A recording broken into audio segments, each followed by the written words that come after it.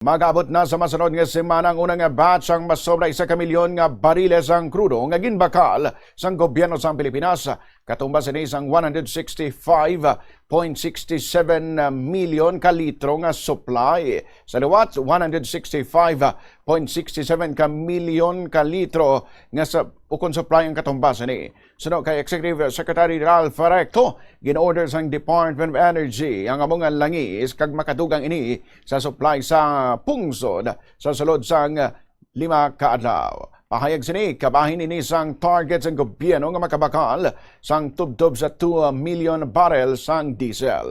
Mayara sang gin-invest nga ginabanta 20 billion pesos sa idalom sang Emergency Energy Security Program sang Department of Energy para sa sining procurement. Gin-finalize ang kasugtanan sa suppliers pagi sa Philippine National Oil Company Exploration Corporation nga ginapanag-ihan man sang gobyerno. Wala ginkompirma sang gobyerno kung sanay sino ang kuhaan sini sang supply. Apang una ginpahayag nga gina-explore sini ang posible nga makahatag hindi lamang sa Southeast Asia kundi mangin sa Japan, Canada kag United States. Sang nagligad nga semana may nagabot nga masobra 700,000 barrels ang krudo halin sa Russia nga gini-import man sang Pilipinas. Ang consignee among Petron Corporation nga mo nag-operate sang isahanon nga oil refinery sang Pilipinas sa Limay, Bataan.